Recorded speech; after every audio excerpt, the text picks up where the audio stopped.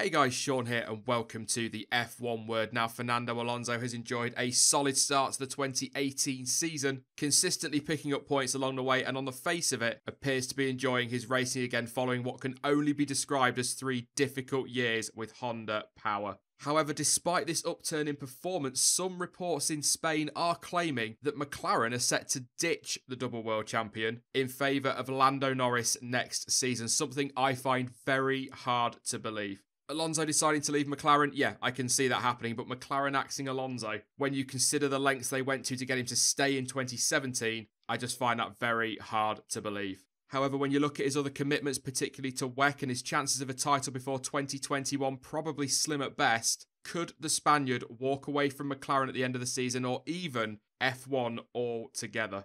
Well, first off, looking back over the last 3 years, a lot of people have been talking about whether or not he's lost his hunger to be part of Formula One. And I mean, when you look at it on the face of it, again, he dropped out of the Monaco Grand Prix, the most famous and most glamorous race of the year in Formula One. And looking at it at the time, probably McLaren's best shot of a half-decent result. And he did all of that to go racing in Indy. Now, don't get me wrong. If I were a racing driver and I'd spent 3 years trundling around at the back of the grid, I'd probably want to go and do something else. Find some other way to go and be competitive in another series. So I totally get that. But if you look at it from a team boss perspective, it would concern me that perhaps my driver had lost that fire for F1. And that's something I've kind of felt in 2018 as well. He's committed to a number of extra races in WEC. And of course, that's going to mean he's going to race at Le Mans as well. And that's a huge undertaking for anybody. And although he said and the team have said it's going to make no difference to his focus on track in Formula One, it's got to shift that focus at some point. It's inevitable that his mind will be elsewhere.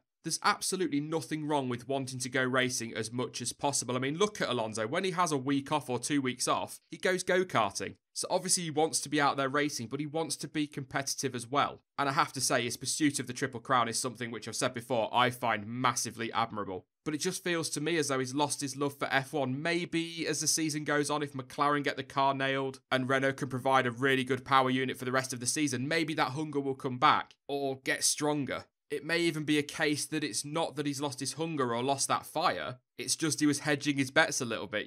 When you look at the last 3 years with the Honda power, yes, Renault was always going to be a step forward and they have given him that jump in performance he's been longing for, but he didn't know that for sure at the time. So he was probably looking at it and saying, what if this car's terrible again? At least if I go racing somewhere else, I can be competitive. I can win races. But it's a lot of extra when you look at the 21 race F1 calendar. And I don't understand what the mad rush is to do it this year and even last year. I mean, maybe he feels he's at his peak as a racing driver and that's why. But let's say he retires at the end of this year. That'll mean he'll be, 37? That still leaves him plenty of time to have multiple cracks at the Triple Crown. There are drivers out there that are a lot older than Alonso who have done Le Mans and other racing series. It's not that long ago Martin Brundle was doing it. But there could be something else in all this, He probably knows his chances of winning a third world title are slipping away, possibly even highly unlikely now. And he's the kind of driver who wants to win championships, wants to be successful. So going racing in these other series, is that him kind of almost accepting that he knows he's not going to win a third world championship in Formula One? Probably me reading way too much into it as always. If you're a regular of the channel, you'll know I like to read too much into things. But it's just a thought. But as solid as McLaren have been at the start of this season, they have not got a championship winning car. So his best chance realistically of winning a title is to move on. But where does he go? First of all, let's not completely write off McLaren for, say, next season. If they get it right and Renault deliver a good power unit, perhaps they can compete for a world championship. I just don't think it's very likely for a couple of years. So as of right now, leaving is probably his best option for a third title, but only if he heads to Ferrari, Mercedes, or maybe at a stretch Red Bull. But again, that's all going to come down to what Renault can deliver for the rest of this season and next season to see if maybe it'll turn his head. But if I'm being completely and brutally honest, I just can't see that happening right now. 3 years ago, I could totally see Mercedes, maybe even Ferrari going and grabbing him. But things have changed massively in F1 since then. But in terms of options, first off, let's look at Ferrari. I do not see any way he will go back to Ferrari. The bridges between the two parties were burned at the end of 2014, and I just don't see either of them wanting to rebuild those bridges. But then I suppose, on the other hand, you could say he didn't exactly leave McLaren in the best of spirits at the end of 2007, but still went back to them. So never say never, I suppose. But let's not forget as well that Ferrari are not going to ditch Sebastian Vettel to replace him with Fernando Alonso, and Vettel will not want Alonso as a teammate. And I'll say this now, and I'm pretty sure it's obvious to everybody, there is no way in hell that the Spaniard will play the number 2 driver role at Ferrari. No way. Red Bull are another option, of course, but on paper, this is quite an easy answer, and I'm just going to say never going to happen. They promote from within, they take drivers from Toro Rosso, and it is highly unlikely that that will change any time soon. And when you look at it, plenty of talent, world champions have become available in the past, but Red Bull have continued to bring through the young drivers. However, as I said with Ferrari, this is not impossible. At the back end of 2017, Christian Horner claimed that Alonso almost signed for the team in 2009, and the only reason that deal fell through was because they couldn't agree on a contract length. The only thing I'll add to that, though, was that was 2009. Toro Rosso was still fairly young. Yes, they had Sebastian Vettel in the car, but other young drivers were a way off stepping up just yet. So they were different times for Red Bull, and they've been quite adamant since that they're not going to go off and sign a big name. They'd prefer to bring through young drivers. So 2009, yes, that could have happened, but 2018, that's just never going to happen. So that just leaves Mercedes as his only real alternative for a shot at a 3rd World Championship. But again, I just do not see it happening. Actually, that's a lie. That's not entirely true. There is one hypothetical situation that could see that happen. And that's if, and I mean if, Lewis Hamilton does decide to call it a day at the end of 2018. Perhaps if he were to do that again, hypothetically speaking, Alonso wouldn't be a bad driver to bring in to replace Lewis Hamilton. And it gives Mercedes that experience as well in the team. Bottas has had a really good start to 2018. He was okay last year, but for me, he's not really a team leader. So it could happen in that respect. But that, for me, is the only way it could happen. The only other way he's going to get in that Mercedes is if they decide to replace Bottas with him. And Hamilton and Alonso as teammates would certainly give Mercedes the strongest driver lineup on the grid, and so that could appeal to them. You look at this season already, they've not won a race in the top of the Constructors, so that shows the consistency there. Put Alonso in Bottas's place and you're picking up even more points. The thing is though, the team have openly admitted over the last year that the Hamilton versus Rosberg rivalry was uncomfortable for them, and it's something that they would have preferred to avoid.